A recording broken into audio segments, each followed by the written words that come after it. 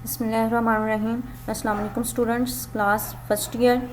Today our topic is data transfer from peripheral devices to the computer. Chapter number 5, lecture number 7. Your course instructor Ma'am Alina. आज हम पढ़ेंगे जी कि हमने कैसा data transfer करना है पेरिफेरल डिवाइसेस से। हमने मेमोरी की तरफ अगर मूव करना हो या हमने सीपीयू की तरफ करना हो डाटा ट्रांसफ़र, तो किस तरह और किसके थ्रू, किन डिवाइसेस के थ्रू हम डाटा एक जगह से दूसरी जगह ट्रांसफ़र करेंगे। सबसे पहले हम data transfer from peripheral devices की डेफिनेशन की तरफ आएंगे।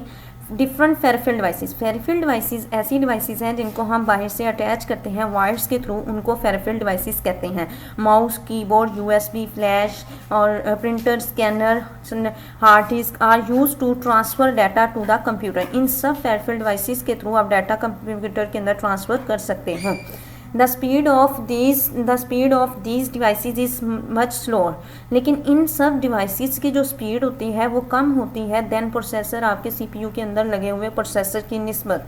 अ लॉट ऑफ सीपीयू टाइम, आपका सीपीयू बहुत ज़्यादा टाइम लेगा, मे बी वेस्टेड, आपका टाइम ज़ाया कर सकता है। इफ़ प्रोसेसर वेट्स, अगर आपके प्रोसेसर को कोई काम करने के लिए वेट करना पड़े for the completion of data transfer, वो इस सूरत में वेट करेगा आपका सीपीयू कि अगर पहले से वो ऑलरेडी एक काम कर रहा है लेकिन आप उसको नेक्स्ट एक और टास्क दे दो तो उसको वेट करना पड़ेगा। नेक्स्ट टास्क, सेकंड वाले टास्क को वेट करना पड़ेगा कि पहले वाला टास्क कंप्लीट हो सीपीयू, तो फिर अगला वो सेकंड वाले टास्क को परफॉर्म करेगा, डाटा ट्रांसफ़र करेगा। तो इस सूरत में आपके सीपीयू को वेट करना पड़ता है। इट इज़ वेरी इंपॉर्टेंट, ये बहुत ज़्यादा अहम है टू ट्रांसफ़र डाटा को ट्रांसफ़र करना इन सच अ वे, इस तरीके से that CPU time may not be wasted.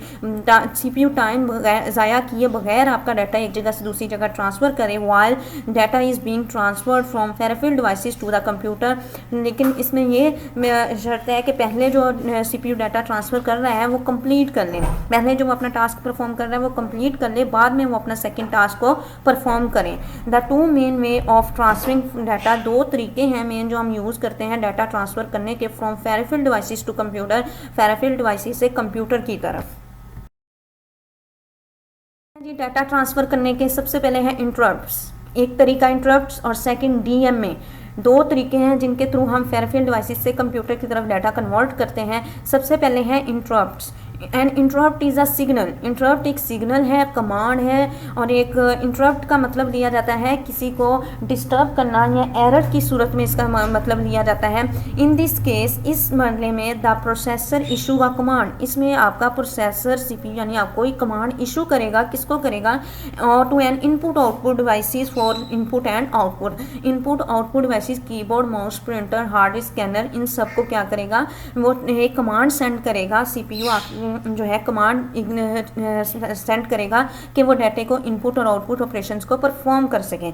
वही बात आ गई कि सीपीयू पहले ऑलरेडी एक काम कर रहा है लेकिन अब दूसरे काम के लिए जो सीपीयू है वो कीबोर्ड, माउस वगैरह को कोई कमांड इशू कर रहा है, तो उसको हम कहेंगे कि इंटरप्ट इस सूरत में आया कि पहले एक काम कर रहे हैं वो कंप्लीट नहीं हुआ लेकिन आपने नेक्स्ट काम ऑर्डर कमांड इशू कर दी है सीपीयू ने, तो पहले काम में डिस्टर्बेंस क्रिएट हुई है, इस वजह से इसको इंटरप्ट कहेंगे। The device generates an interrupt, तो फ़ौरन एरर आ जाएगा आके पहला काम कंप्लीट नहीं हुआ या पहला एरर मैसेज आ जाएगा कि पहला कंप्लीट होने के बाद में नेक्स्ट काम परफॉर्म होगा। To the processor when it become ready the CPU suspend all other processing. अगर तो वो जो सेकंड टास्क है वो ज़्यादा प्रायोरिटी मीन्स अहमियत रखता है, उसको जल्दी परफॉर्म करना है, तो सीपीयू क्या करेगा, सस्पेंड कर देगा ऑल अदर प्रोसेसिंग। जो पहले से काम कर रहा था वो सारी एक्टिविटीज़ को क्या करेगा, प्रोसेसर सस्पेंड कर देगा, डिले कर देगा। When it receive an interrupt, और जो से करंटली टास्क दिया गया है, इंटरप्ट करके दिया गया है, उसको फ़ौरन लेगा, रिसीव करेगा और आपका टास्क परफॉर्म करना शुरू कर देगा। CPU then perform input output operation, और इस तरह इनपुट आउटपुट डिवाइसेस भी सीपीयू के साथ कोऑपरेट करेंगी और टास्क को परफॉर्म करना शुरू कर देंगे। Advantage and disadvantage of interrupt के कुछ एडवांटेज और डिसएडवांटेज हैं। It required no additional hardware, इसमें पहले से ही हार्डवेयर जो कंपोनेंट्स हैं वो सीपीयू के साथ कनेक्ट होते हैं, इसलिए एडिशनल मतलब एक्स्ट्रा हार्डवेयर की ज़रूरत नहीं होती।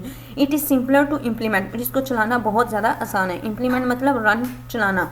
डिसएडवांटेज क्या है, all other processing is suspend, CPU सारे दूसरी एक्टिविटीज़ को सस्पेंड कर देगा when CPU perform input output operation, जब उसको इंटरप्ट के थ्रू कोई इशू कमांड दी जाएगी करंटली टास्क करने को, प्रायोरिटी वाले टास्क करने को कहा जाएगा, तो वो बाकी जो पहले से टास्क परफॉर्म कर रहा था उन सबको सस्पेंड कर देगा। It reduce the overall performance of CPU, इस तरह आपकी जो सीपीयू की परफॉर्मेंस है वो कम हो जाएगी और उस पर असर पड़ेगा। Thank you so much students. आज हमने सिर्फ डाटा ट्रांसफ़र करने की फर्स्ट टाइप पढ़ी है। फेराफील्ड डिवाइसेस से हमने कंप्यूटर की तरफ डाटा मूव करना था और उसके हमने आज इंटरप्ट टाइप पढ़ी है। इंशाल्लाह ताला सेकंड टाइप हम नेक्स्ट लेक्चर में पढ़ेंगे।